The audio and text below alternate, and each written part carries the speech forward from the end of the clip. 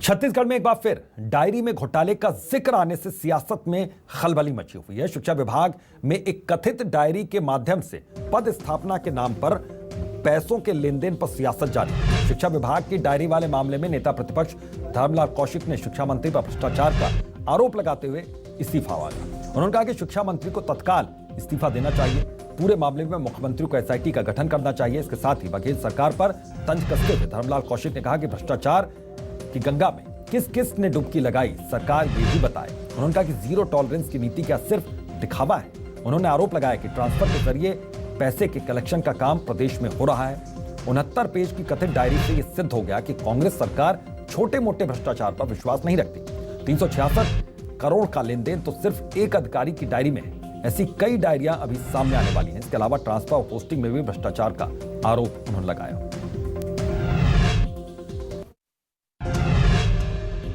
शिक्षा विभाग में व्याप्त भ्रष्टाचार और जिस प्रकार से करोड़ों रुपए के भ्रष्टाचार के मामले सामने उजागर हुए हैं, एक अधिकारी के द्वारा दूसरे अधिकारी के ऊपर आरोप और प्रत्यारोप का दौर, इसमें भाभी से लेकर के बड़े साहब तक का उसमें जोर दिया जाना और करोड़ों रुपए उनको पहुंचाना, ट्रांसफ़र के नाम से, पोस्टिंग के नाम से, स्थानांतरण के नाम से, नियुक्तियों के नाम से, और कैसे जो प्रवीण सूची है उसमें फेरबदल किया जा करके दूसरे को नाम को उसमें प्रमाणित किया जाए।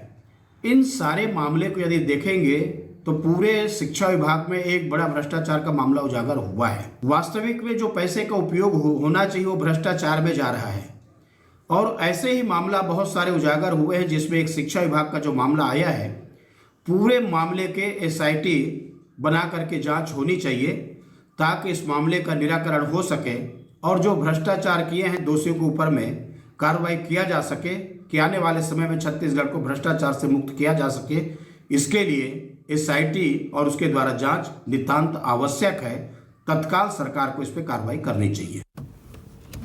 वहीं कथित डायरी को लेकर नेता प्रतिपक्ष धर्मलाल कौशिक के आरोपों पर स्कूल शिक्षा मंत्री प्रेमसाय सिंह टेकाम ने पलटवार किया। उन्होंने कहा कि घोटाला करने वाले बीजेपी के नेताओं को हर जगह भ्रष्टाचारी नजर आता है। प्रेमसाय सिंह टेकाम ने कहा कि सरकार को बदनाम करने की कोशिश यहां पर की जा रही है। शिक्षा मंत्री ने सीएम से जांच की मांग के साथ ही डायरी को फर्जी बताया। उन्होंने कहा कि जिसके नाम से शिकायत हुई है उन्होंने साफ इनकार कर दिया है।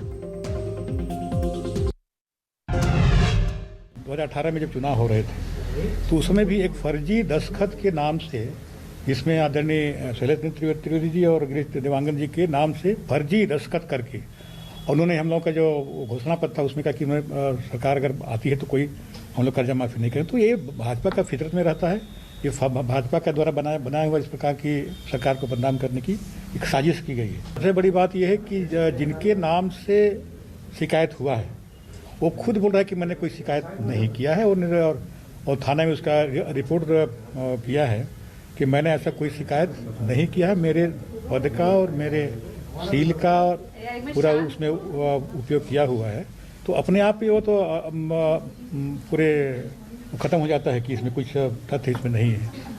लेकिन इसमें चूँकि सबका उसमें नाम आया, सरकार को बदनाम करने की कोशिश की गई है, तो इसके लिए हमने मांग किया कि इसकी जांच की जाए। इसकी तो हमारे पॉलिटिकल एडिटर रुपेश गुप्ता इसी खबर पर जुड़ गए, सीधा उनका रुख करते हैं। रुपेश जी, इसको किस तरीके से यहाँ पर देखें? कथित डायरी को लेकर इस वक्त भूचाल आया हुआ है और क्या लगता है कब तक ये भूचाल थमेगा, या फिर अभी कुछ दिन तक इसको लेकर अब यहाँ पर जमकर सियासत होती रहेगी, आरोप प्रत्यारोप का दौर चलता रहेगा? देखिए, जाहिर तौर पर चूंकि अभी बात तो शुरू हुई है और बात निकली है तो दूर तक जाएगी, इसकी पूरी संभावना है। क्योंकि लैंड घोटाला जो हुआ था उसमें भी एक डायरी आई थी। हालांकि वो डायरी तब आई थी जब एसीबी ने जांच की थी और उस जांच के कुछ पन्ने लीक हुए थे जिसमें बहुत सारे नाम थे। उन नामों को लेकर के तब विपक्ष में जो कांग्रेस थी उसने काफ़ी हंगामा किया था और जिनके नाम आए थे उनको हटाने की मांग की थी। अब एक डायरी आई है जिसमें जो लेन देन का जिक्र है उस जिक्र को लेकर के सवाल उठाए जा रहे हैं। प्रेमसाय सिंह से इस्तीफा मांगा जा रहा है और आरोप लगाया जा रहा है कि भर्तियों में गड़बड़ियां हुई हैं।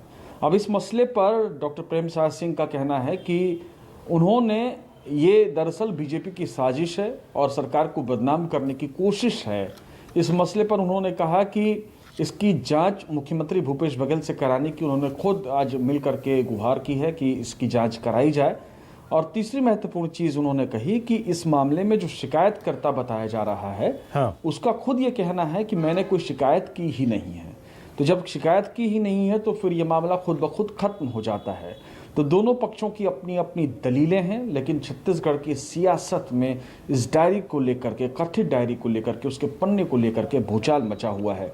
अब देखना यह है कि इस पर बीजेपी की आगामी रणनीति क्या होती है, क्योंकि बीजेपी के हाथ एक बड़ा मुद्दा लगा है जिसको किसी भी कीमत पर वो छोड़ेगी नहीं और सरकार को पुरजोर तरीके से घेरने की कोशिश करेगी।